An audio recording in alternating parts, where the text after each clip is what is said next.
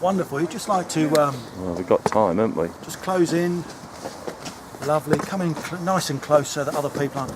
How are you then, young Billy? You're going to love this little place in here. Thanks, How mate. spooky could that be? Stephen, are you okay in the chair there? Do you need some room to sit? Yeah. Okay, the building that you can see in front of you then is what known as the Charnel House, or the Chapel of the Charnel.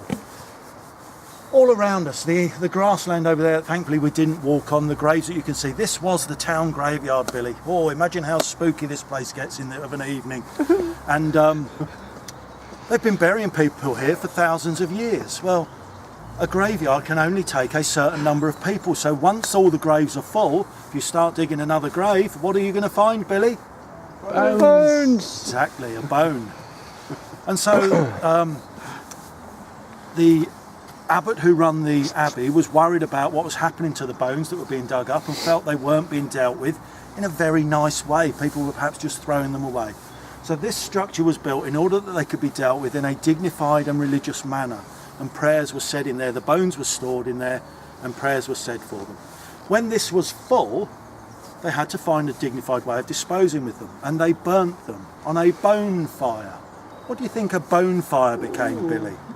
Bonfire. A Smoky. bonfire. That's where the name comes from, the bonfire, the bonfire. Right, right. We spoke about the dissolution of the abbey and buildings falling into ruin. This unfortunately has suffered the same fate, but it's had railings put around it now to try and preserve it, and it's had a number of interesting plaques put on and around the outside. They're worth a look, ladies and gents. We can't go through all of them now, but I'll just talk to you about two of significance. There's one to a man called Bartholomew Gosnold. He's one of the original settlers in the United States of America. Bartholomew Gosnold? James Gosnold. What's Bartholomew Gosnold? Yes. He's famed over there for settling Jamestown, one of the earliest towns over there. He had a daughter named Martha, who he took with him. He went there and back, and then went back again.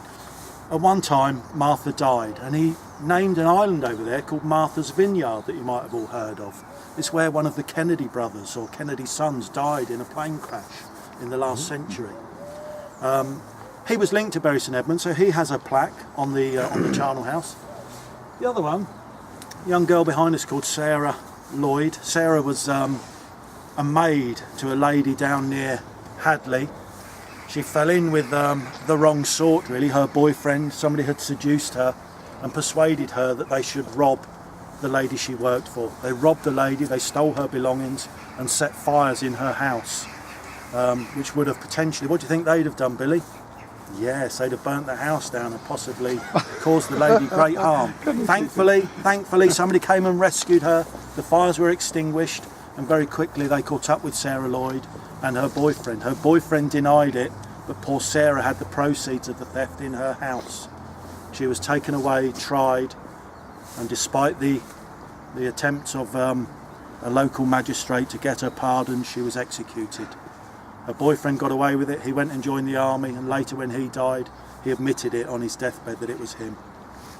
That's Sarah Lloyd. Sarah Lloyd left a message saying, "Let my experience be a lesson to you all.